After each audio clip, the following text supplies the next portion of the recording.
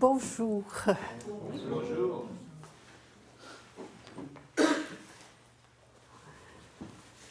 Nous célébrons aujourd'hui le lancement de ce nouveau livret, qui est numéro 6, qui porte sur l'argent. Pourquoi sur l'argent? Parce que les 2 premiers livrets portent sur la raison d'être, pour ce pourquoi nous sommes ici, la raison d'être de notre incarnation, de notre venue sur Terre. Et en ce moment, on vit une crise évolutive, une crise économique, pas évolutive, une crise économique, une crise financière. Oui, on est dedans. Il y a eu un tout petit, semble-t-il, arrêt momentané. Aux États-Unis, c'est la même chose. Des millions de personnes qui sont dans la rue, qui ont perdu leur maison, qui se font sortir de leur maison carrément parce qu'elles n'ont plus d'emploi, ne peuvent plus payer leurs hypothèques. Donc, nous sommes dans une grande crise financière. Et le Canada n'est que l'annexe des États-Unis. Hein? Nous sommes une possession des États-Unis, il ne faut pas se leurrer. Et quand les États-Unis ont le rhume, nous toussons, hein? Nous éternuons. Alors, ce qui se passe aux États-Unis, regardez, c'est la même chose qui va se passer ici. Tout ça pour vous dire que ça peut avoir l'air épouvantable, et ça l'est. Et il faut que ça le soit, que ce soit épouvantable, que ce soit suffocant, pour que nous décidions de passer à autre chose. Que nous décidions d'abandonner nos vieilles façons de faire, notre vieille illusion dans laquelle nous vivons, pour passer à autre chose. Donc, ça n'est pas une crise économique dont il s'agit, mais bien d'une crise évolutive. Et le livret 1 était sur l'évolution, donc le grand portrait. Où sommes-nous? Qui sommes-nous en réalité? Et qui pensons-nous que nous sommes? Voilà qui nous sommes, mais nous nous prenons pour des moutons et nous comportons comme des moutons, et voilà ce que ça donne. Et ça nous prend cela. Alors, je vous invite, et je commence par cela, je vous invite à voir cette crise financière qui va affecter tout le monde, sauf les quelques richissimes qui sont en train de se construire des gros bunkers souterrains en Australie et en Patagonie, au sud de l'Argentine, pour se sauver. Mais ça va affecter tout le monde. Alors, de se souvenir, n'oublions pas quand ces choses-là se produisent, et particulièrement en ce moment, qu'il s'agit d'une crise évolutive. Donc, au lieu de se contracter, de résister, de se battre pour que ça arrête ou que ça change, au contraire, laissons aller et évoluons. Lui, si vous pensez que lui décide quelque chose, il ne décide de rien du tout. Si vous croyez encore que les politiciens ont quelque pouvoir que ce soit, ils n'en ont aucun. Ils sont parachutés là. Vous, il y a encore les moutons qui vont voter, qui croient encore, qui peuvent changer de berger et que ça va changer le sort des moutons. Quelle illusion, quel mensonge! Nous sommes dans le monde du mensonge. Ils croient encore à ça. Avez-vous voté dernièrement? Répondez-moi pas, j'aime mieux pas le savoir. Bon. Berger et multinationales, tout ça, ça reçoit, et eux aussi, reçoivent les ordres du monde occulte. Ceci étant dit, on va pouvoir parler d'argent. Mais si vous ne comprenez pas ça, vous ne savez pas où on s'en va. Vous ne savez pas non plus à quoi ça rime tout cela.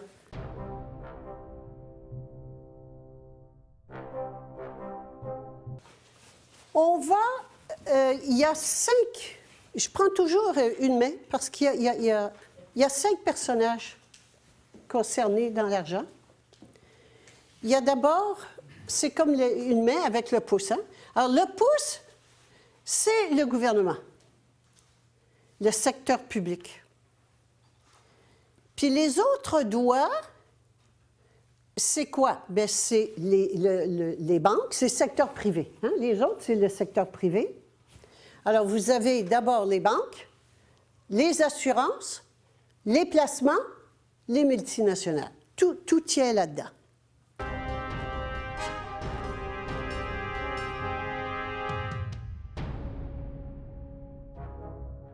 Alors, on va regarder aujourd'hui, en fait, le mouton, il agit comment? Il agit plutôt par peur plutôt que par amour. Et en fait, par rapport à l'argent, le mouton, il a peur de quoi? De deux peurs, de deux choses, en fait. Et ces peurs-là, en fait, c'est des peurs reliées à l'avoir, donc tout près de l'argent, n'est-ce pas? Alors, la première peur, c'est la peur de ne pas avoir, peur de ne pas avoir ce que je veux. Donc, tout ce qui est relié au désir, à la convoitise. Et la deuxième grande peur reliée à l'avoir, c'est la peur de perdre ce que j'ai, donc mes possessions. Alors, avec ça, on est en plein dans le sujet de l'argent, en plein dans le sujet de la peur et de ce qui motive le mouton. Aujourd'hui, comme on l'a dit, ça va être vraiment le faire autrement. Comment Personocratia, quand elle va arrêter d'être un mouton et qu'elle va se comporter comme telle, comment elle va vraiment changer du tout au tout et agir en créatrice qu'elle est. Alors donc, on va revenir sur ce fameux tableau que Guy a expliqué de long en large la dernière fois, mais qui est très parlant et qui est justement la manifestation de la pièce de théâtre dont Guy vient de parler. Alors, il y a 3 P reliés à l'argent là-dessus.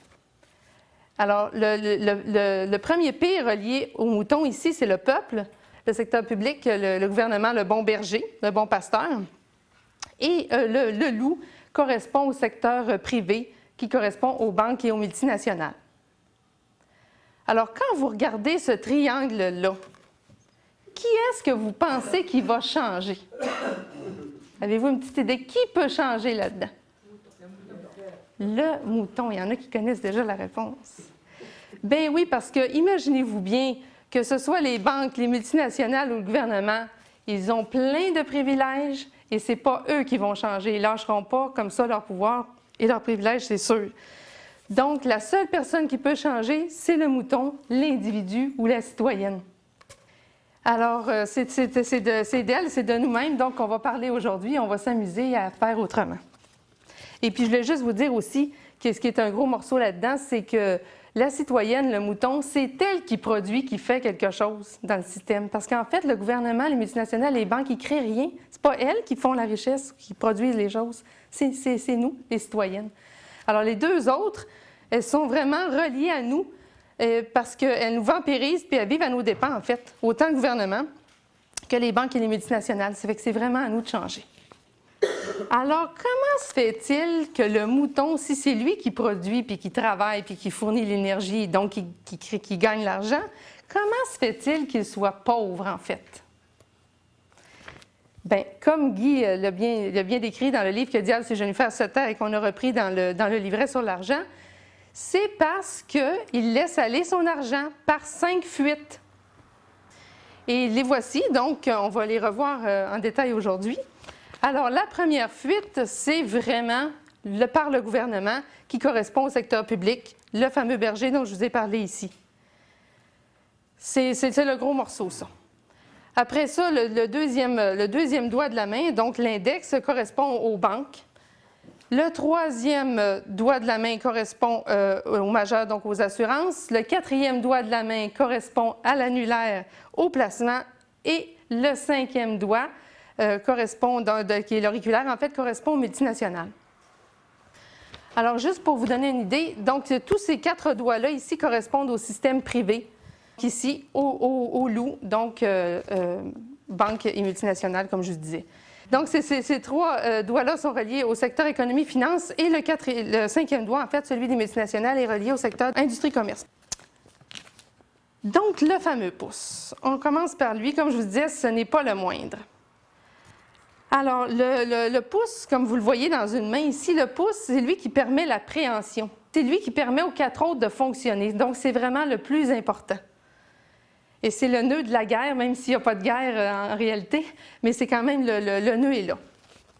C'est vraiment un très gros morceau. Comme Guy l'a bien décrit l'autre jour, en fait, il faut réaliser qu'il y a un contrat présumé entre le mouton et l'État.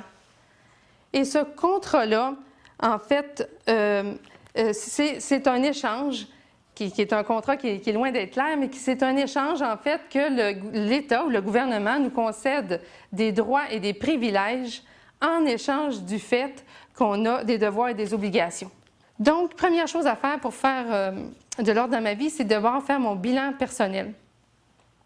Il y en a qui ne savent même pas c'est quoi un bilan personnel. Alors, un bilan personnel, c'est faire l'inventaire de c'est quoi mes actifs, qu'est-ce que je possède, qu'est-ce que j'ai.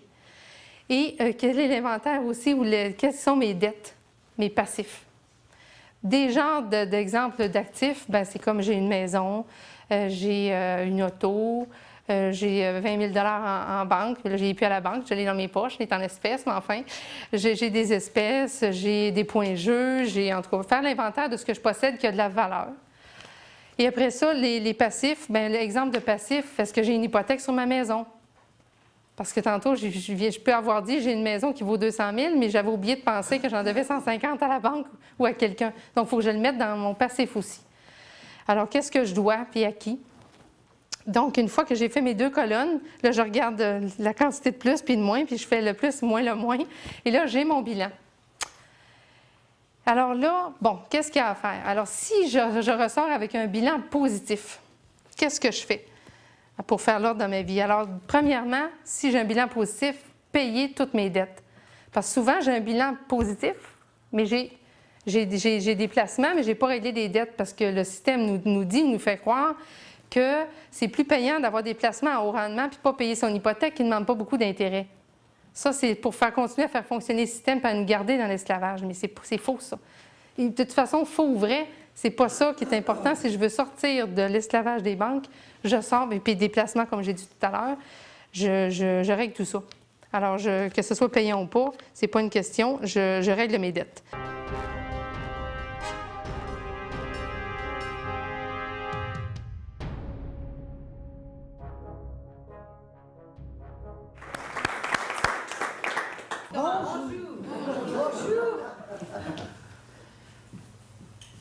Oui, aujourd'hui, on va parler du jeu.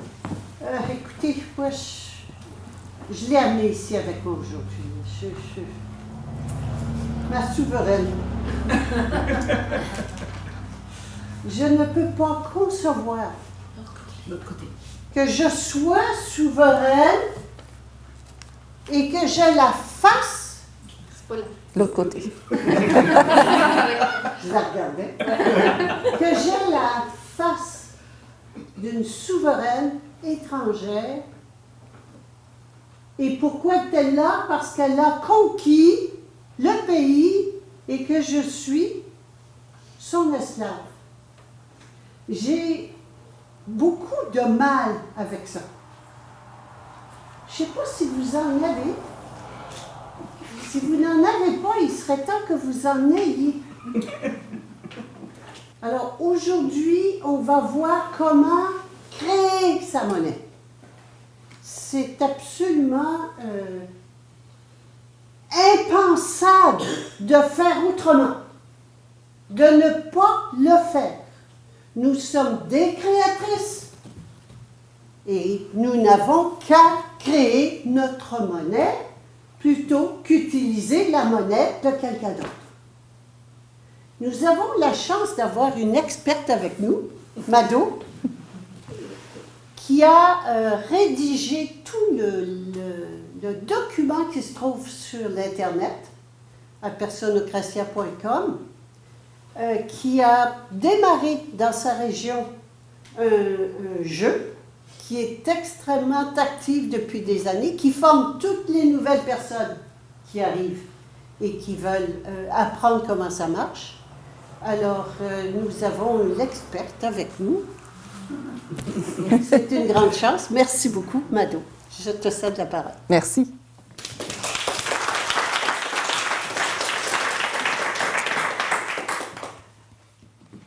Bonjour tout le monde. J'ai moi aussi apporté ma reine. Je vais vous la montrer. J'ai pris sa face sur le 20 $, puis je l'ai grossi pour que vous la voyiez mieux. C'est à elle que je donne mon allégeance à toutes les fois que j'utilise ma carte de crédit, à toutes les fois que j'utilise mon compte de banque, à toutes les fois que j'utilise mon argent que je sors de ma poche. Ça veut dire à toutes les fois que je me prosterne devant elle. C'est ça que ça veut dire. Okay? Puis, ceux qui ont inventé l'argent, puis ceux qui, on va voir le dollar américain tantôt, ils nous donnent toutes sortes de petits symboles pour nous montrer quelle est l'allégeance en arrière de la reine. Je vais vous en montrer un. Ça, c'est un 20 $ qui date de 1954, qui a duré pendant une vingtaine d'années, je pense. On l'a tout eu dans nos mains quand on était jeunes. Sur ce 20 $-là, il y a une face qui est quand même assez connue. Il y a une face d'un démon dessus. Quand ils ont fait le dessin, ils ont fait exprès pour faire une face de démon. C'est quelque chose qu'on rencontre, ces genres de symboles-là, partout dans l'argent. Le 20 $ que Guy avait tantôt dans les mains, si vous regardez à l'arrière, il y a toutes sortes de bonhommes qui ressemblent un peu à des bonhommes qu'on voit dans des choses amérindiennes, mais c'est des faces de démons aussi. Alors, si vous aviez à faire votre argent, est-ce que ça serait votre premier choix, ça, de mettre une face de diable dessus? Il me semble que non, hein? Mais c'était leur choix, puis c'est encore leur choix. Puis à toutes les fois que je sors mon 20 $ de ma poche, ou ma carte de crédit ou ma carte de débit, je dis oui à ça. On ne comprend pas ce qu'est l'argent. Okay? Fait que j'ai fait un petit tableau ici pour vous montrer que finalement, l'argent, c'est quoi? Bien, revenons des milliards d'années en arrière, ou des millions, mettons, quand il y avait des hommes de Cro-Magnon, puis il y avait des Homo erectus qui se promenaient, puis qui voulaient échanger des choses entre eux autres. Okay? Bien, ce qu'ils faisaient, c'est qu'ils échangeaient une fourrure contre des racines qu'ils avaient trouvées dans le bois ou des choses comme ça. Donc, c'est un échange direct. Okay? Ça s'appelle le troc. Puis pourquoi est-ce qu'ils voulaient échanger? Bien, c'est parce que finalement, il y a toujours des endroits où est-ce qu'il y a une abondance de quelque chose, puis des endroits où il y a une abondance d'autres choses. L'humanité, depuis le début, on a pu créer l'abondance en échangeant entre nous. Okay? Au début, c'était le troc. Puis après ça, bien, comme ça devenait très compliqué, alors avec le troc, on vient très rapidement à bout de notre échange. On est pris souvent, puis on est obligé de commencer à faire des stepettes, comme on dit au Québec. Alors, l'argent, donc, il y en avait deux sortes. Celui que je connais le plus, qui est l'argent légal, c'est celui de la reine qu'on a vu tantôt. Le jeu, il est complètement en bas. Okay? C'est quoi, donc? Le jeu, c'est un système d'échange. Hein? Le jeu, ça veut dire jardin d'échange universel. Donc, c'est un système d'échange. Ce n'est pas du troc, c'est une sorte de monnaie. Ce n'est pas de l'argent, c'est une sorte de monnaie qui est une autre sorte.